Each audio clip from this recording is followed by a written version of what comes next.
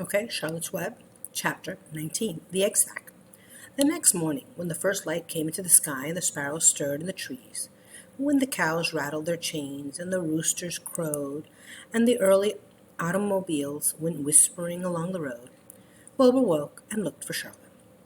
He saw her up overhead in the corner near the back of his pen. She was very quiet.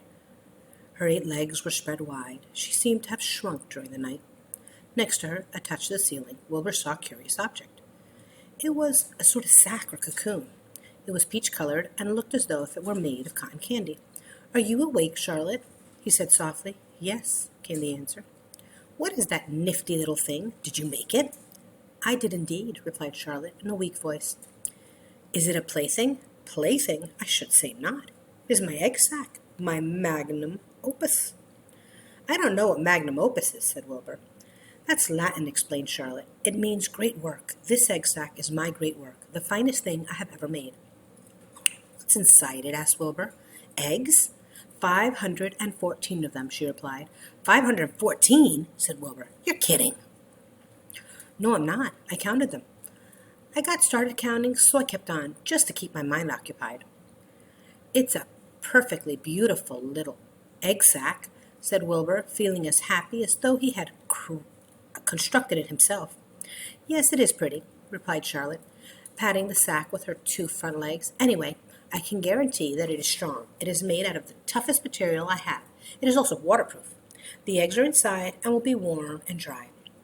"Charlotte," said Wilbur dreamily, "are you really going to have 514 children?" "If nothing happens, yes," she said. "Of course, they won't show up till next spring."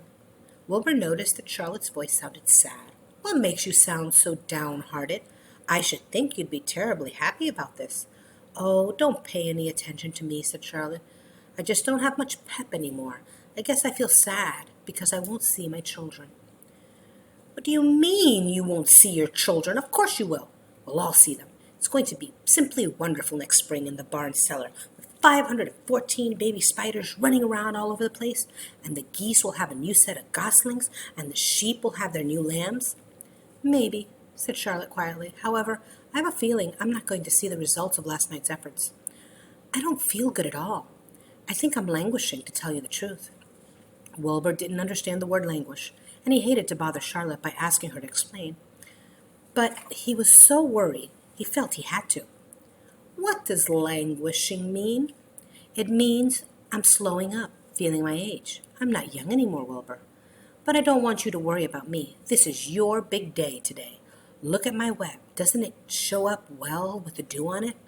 Charlotte's web never looked more beautiful than it looked this morning. Each strand held dozens of bright drops of early morning dew.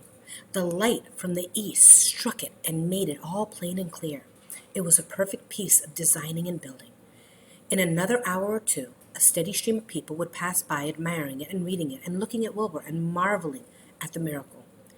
As Wilbur was studying the web, a pair of whiskers and a sharp face appeared. Slowly, Templeton dragged himself across the pen and threw himself down in a corner. "I'm back," he said in a husky voice. "What a night!" The rat was swollen to twice his normal size. His stomach was as big round as a jelly jar. "What a night!" he repeated hoarsely. "What feasting and carousing! A real gorge! I must have eaten the remains of 30 lunches. Never have I seen such leavings, and everything well ripened and seasoned with the passage of time and the heat of the day. Oh, it was rich, my friends, rich!" "You ought to be ashamed of yourself," said Charlotte in disgust. "It would serve you right if you had an acute attack of indigestion." "Don't worry about my stomach," snarled Templeton. "I can handle anything. And by the way, I've got some bad news. As I came past the pig next door, the one that calls himself Uncle, I noticed a blue tag on the front of his pen. It means that he won first prize. I guess you're licked, Wilbur.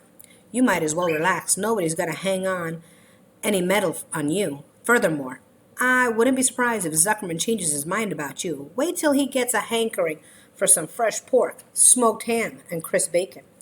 He'll take a knife to you, my boy." "Be still, Templeton," said Charlotte. "You're too stuffed and bloated to know what you're saying. Don't pay any attention to him, Wilbur." Wilbur tried not to think about what the rat had just said. He decided to change the subject. "Templeton," said Wilbur, "if you weren't so dopey, you would have noticed that Charlotte has made an egg sac. She is going to be a mother. For your information, there are 514 eggs in that peachy little sack." "Is this true?" asked the rat, eyeing the sack suspiciously. "Yes, it's true," sighed Charlotte. "Congratulations," murmured Templeton. "This has been a night." He closed his eyes, pulled some straw over himself, and dropped off into a deep sleep. Wilbur and Charlotte were glad to be rid of him for a while. At 9 o'clock, Mr. Arbel's truck rolled into the fairgrounds and came to a stop at Wilbur's pen. Everybody climbed out. "Look," cried Fern. "Look at Charlotte's web. Look what it says." The grown-ups and the children joined hands and stood there, studying the new sign. "Humble," said Mr. Zuckerman. "Now, isn't that just the word for Wilbur?" Everyone rejoiced to find the miracle of the web had been repeated. Wilbur gazed up lovingly into their faces. He looked very humble and very grateful. Fern winked at Charlotte. Lurvy soon got busy. He poured the bucket of warm slops into the trough, and while Wilbur ate his breakfast, Lurvy scratched him gently with a smooth stick. "Wait a minute," cried Avery. "Look at this." He pointed to a blue tag on Uncle's pen. "This pig has won first prize already." The Zuckermans and the Arbels stared at the tag. Mrs. Zuckerman began to cry. Nobody said a word. They just stared at the tag. Then they stared at Uncle. Then they stared at the tag again. Lurvy took out an enormous handkerchief and blew his nose very loudly. So loud, in fact, that the noise was heard by stable boys over at the horse barn. "Can I have some money?" asked Fern. "I want to go out on the midway." "You stay right where you are," said her mother. Tears came into Fern's eyes. "What's everybody crying about?" asked Mr. Zuckerman. "Let's get busy. Edith, bring the buttermilk." Mrs. Zuckerman wiped her eyes with her handkerchief. She went to the truck and came back with a gallon jar of buttermilk. "Bath time," said Zuckerman cheerfully. He and Mrs. Zuckerman and Avery climbed into Wilbur's pen. Avery slowly poured buttermilk on Wilbur's head and back, and as it trickled down his sides and cheeks, Mr. and Mrs. Zuckerman rubbed it into his hair and skin. Passers-by stopped to watch. Pretty soon, quite a crowd had gathered. Wilbur grew beautifully white and smooth. The morning sun shone through his pink ears. "He isn't as big as that pig next door," remarked one bystander, "but he's cleaner. That's what I like." "So do I," said another man. "He's humble, too," said a woman, reading the sign on the web. Everyone who visited the pig pen had a good word to say about Wilbur. Everyone admired the web, and of course nobody noticed Charlotte. Suddenly a voice was heard on the loudspeaker. "Attention, please," it said.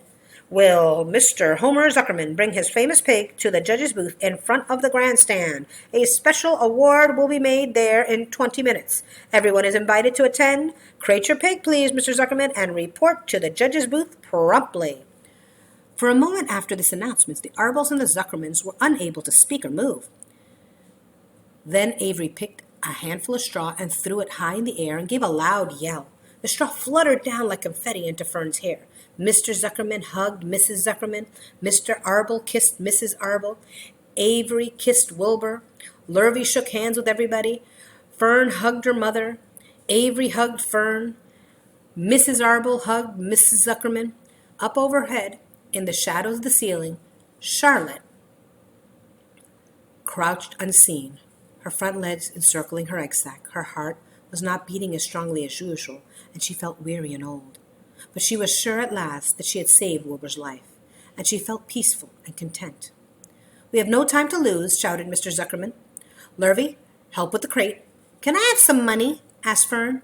"You wait," said Mrs. Arbel. "Can't you see everybody is busy?"